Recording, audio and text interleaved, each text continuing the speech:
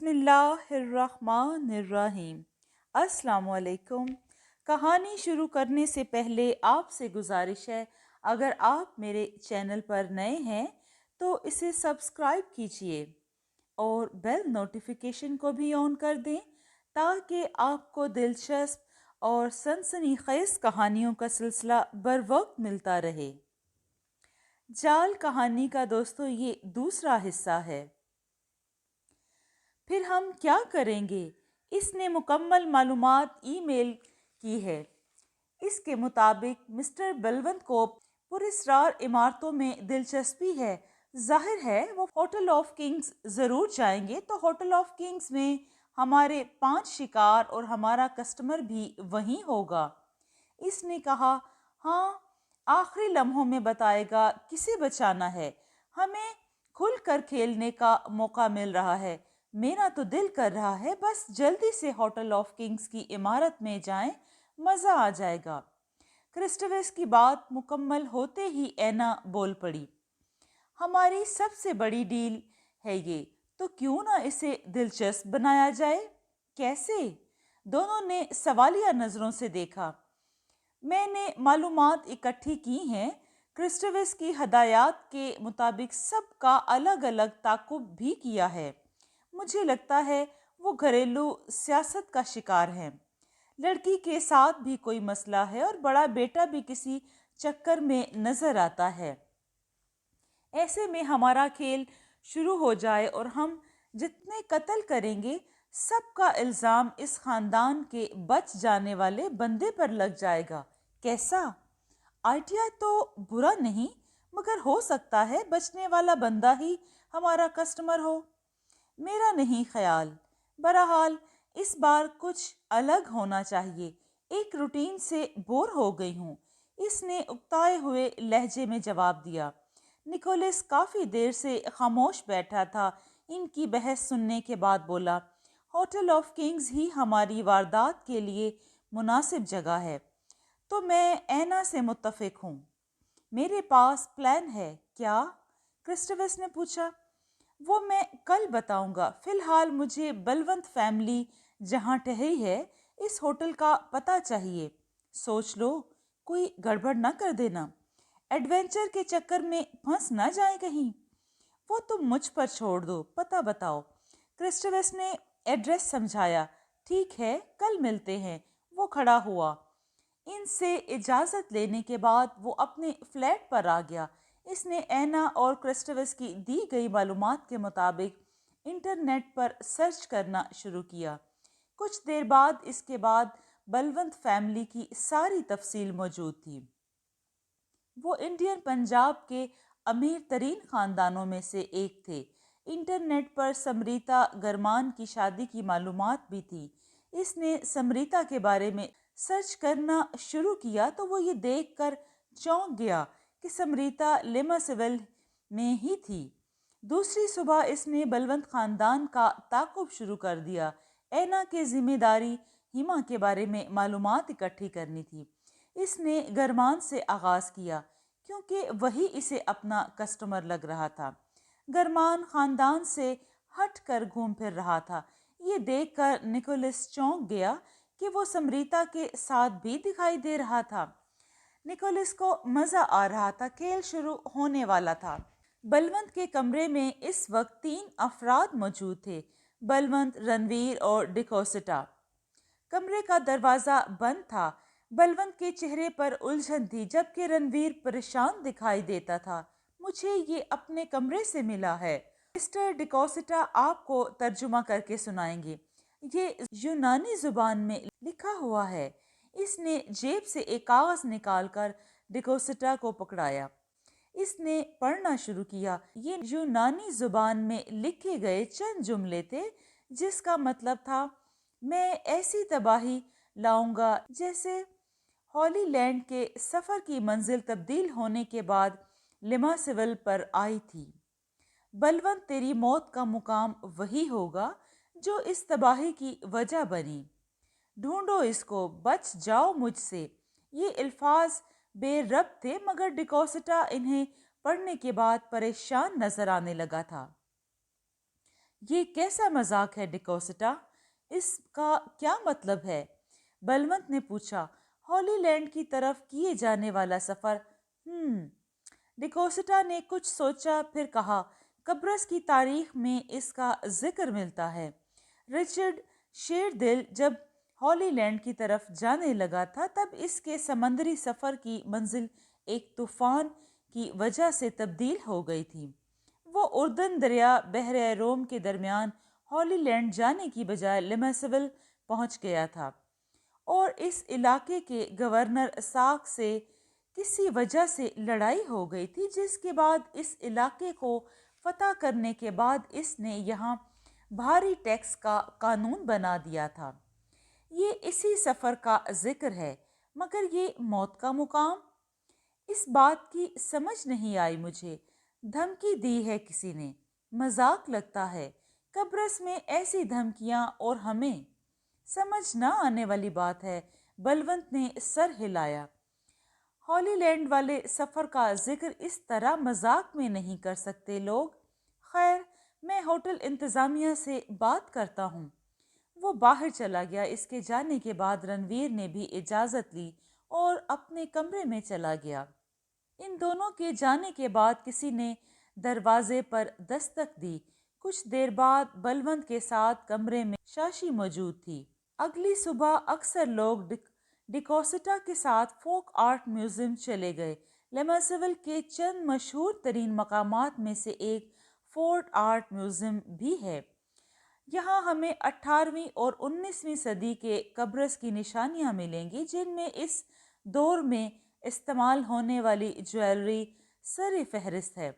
ڈیکوسٹا ان کے علم میں اضافہ کر رہا تھا۔ شادی میں ابھی 10 دن باقی تھے، اس لیے وہ سب گھوم پھر رہے تھے۔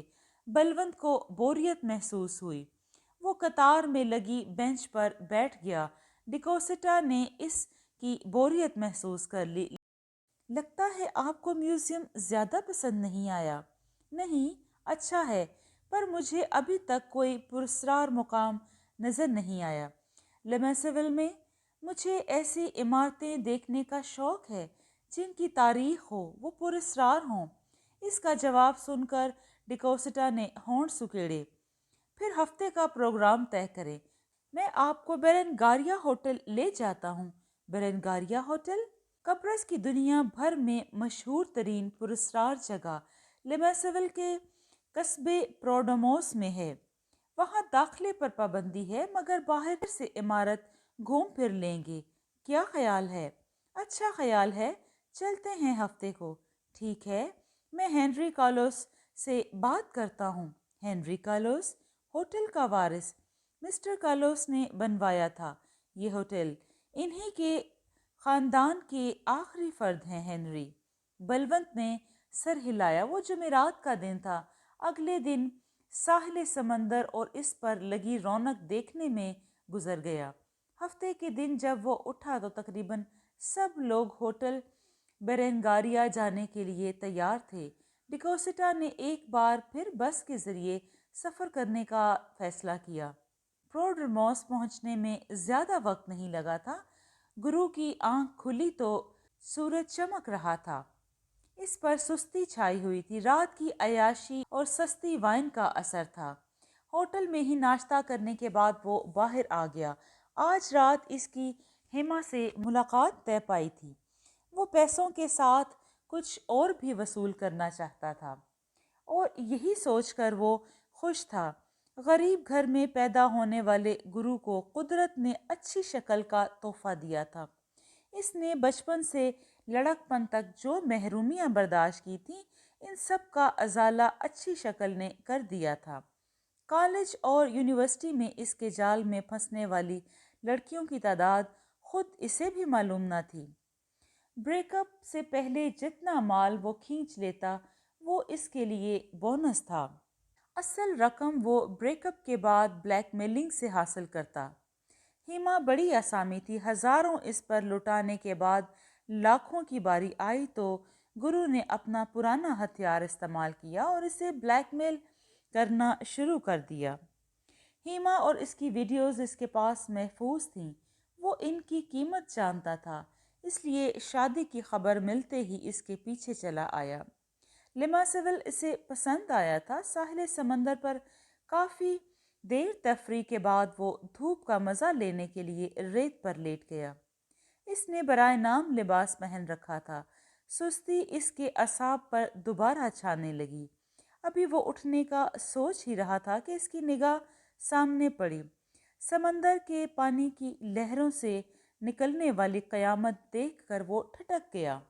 اس کا سحر کسی بھی مرد کو زیر کر سکتا تھا۔ گرو اسے دیکھتا رہا۔ آج تک لڑکیاں اسے دیکھتی تھیں مگر آج وہ اس لڑکی کو دیکھ رہا تھا۔ لڑکی اپنی دلکش چال چلتی ہوئی کنارے پر آئی اور ریت پر اپنا لباس پہننے لگی۔ لباس میں اس کا جسم مزید نمایاں ہو گیا۔ گرو کی نظروں کو خود پر محسوس کر کے اس نے مڑ کر گرو کو دیکھا اور مسکرائی۔ اس کی مسکراہٹ نے گرو کو کھینچ لیا تھا۔ وہ دھیمی رفتار سے چلتی ہوئی اس کی طرف آئی۔ گرو کو خود پر ناز تھا۔ وہ جانتا تھا لڑکی اسے ایک بار دیکھ کر نظر انداز نہیں کر سکتی۔ دھوپ بہت تیز ہے آج، لڑکی نے شاید بات بڑھانے کی غرض سے کہا۔ انڈیا کی نسبت کم ہے، اس نے ہلکی سی مسکراہٹ کے ساتھ جواب دیا۔ اس کے دل کی دھڑکن تیز ہو گئی تھی۔ انڈین ہو؟ مجھے اندازہ ہو گیا تھا۔ ہینڈسم ہوتے ہو تم انڈینز۔ اس نے تعریفی نظروں سے اسے دیکھا۔ گرو کا دل خوشی سے ناچ اٹھا۔ تعریف کا شکریہ، میں جتیندر ہوں۔ میں جینی نکوسیا سے، اس نے جواب دیا۔ کچھ دیر باتیں کرنے کے بعد ان کی آپس میں بے تکلفی بڑھ گئی۔ انہوں نے لنچ ساتھ کیا۔ وقت گزرنے کا پتہ ہی نہ چلا۔ سائے ڈھل گئے۔ وہ بھی جانے کے لیے اٹھ کھڑے ہوئے۔ کیوں نہ آج رات ساتھ گزاری جائے؟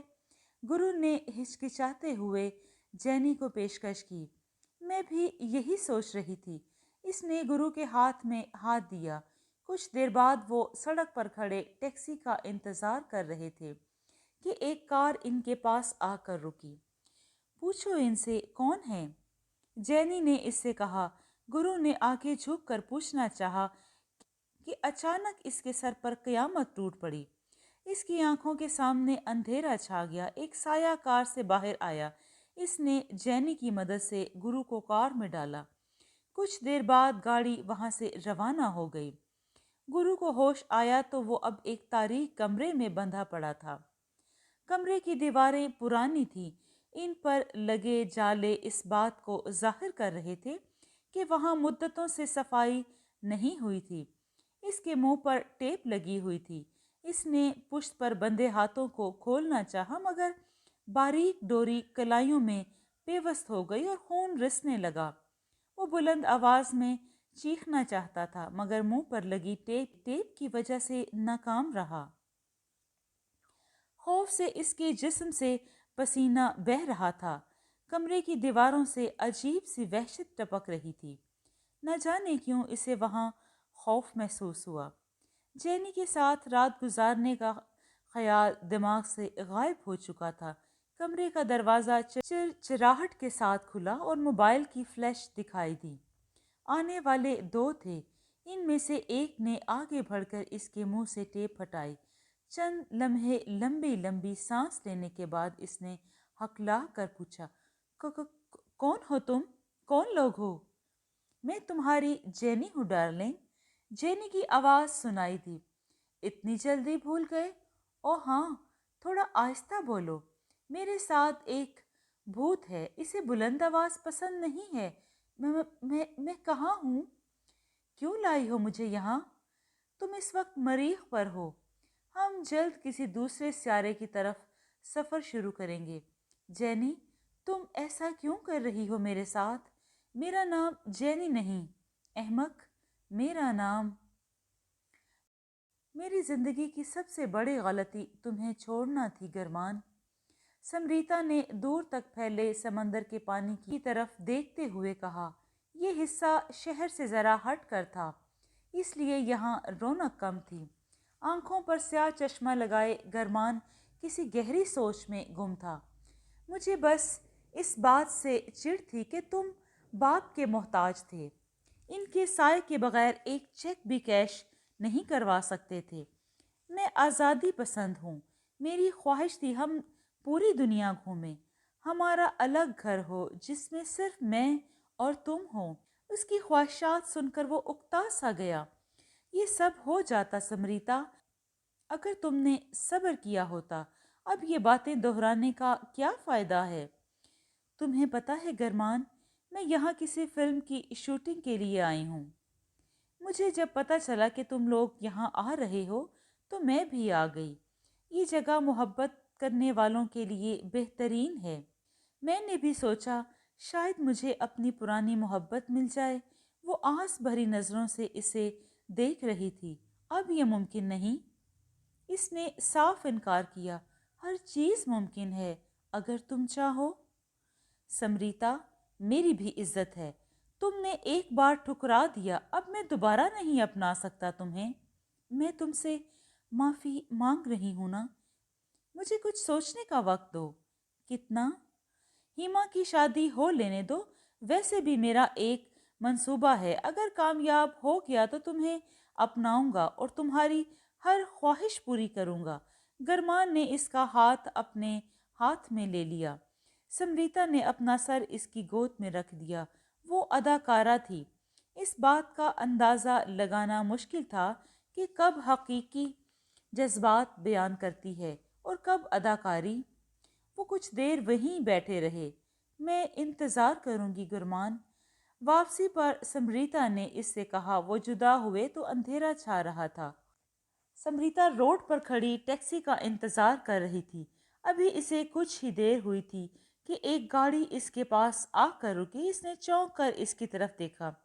فرنٹ سیٹ پر بیٹھے شخص کی آواز سنائی دی، سمریتا تم یہاں؟ وہ چونک کر آگے ہوئی۔ اچانک پچھلی سیٹ کا دروازہ کھلا۔ اترنے والے شخص کے ہاتھ میں اسپرے تھا۔ چند سیکنڈ کے بعد وہ بے ہوش اس کے ہاتھوں میں جھول رہی تھی۔ مضبوط ہاتھوں نے اسے پچھلی سیٹ پر منتقل کیا اور گاڑی آگے بڑھا دی۔ نہ جانے کتنے وقت کے بعد اس کی آنکھ کھلی۔ وہ ایک کمرے میں بندھی پڑی تھی۔ اس کے منہ پر ٹیپ لگی تھی۔ خوف کے مارے اس کا برا حال تھا۔ کمرے کی ساخت عجیب تھی۔ ایسا لگتا تھا جیسے پرانے زمانے کی کسی عمارت کا کمرہ ہے۔ کچھ دیر بعد کمرے میں موبائل کی لائٹ دکھائی دی۔ آنے والے دو تھے، ان میں سے ایک لڑکی۔ کیسی ہو سمریتا؟ اس نے اس کے منہ سے ٹیپ ہٹائی۔ کون لوگ ہو؟ کیوں لائے ہو مجھے تم یہاں پر؟ وہ ہکلائی۔ کچھ نہیں، ویسے ہی تمہیں رکھا ہے۔ یہ عمارت پسند آئے تو ہمیں بتانا۔ اس بار مرد نے جواب دیا۔ اس کے ہاتھ کا لمس اسے اپنے چہرے اور گردن پر محسوس ہوا۔ اس کی چھٹی حس خطرے کی گھنٹی بجانے لگی۔ میرا کیا قصور ہے؟ ہاتھ مزید نیچے جا رہا تھا۔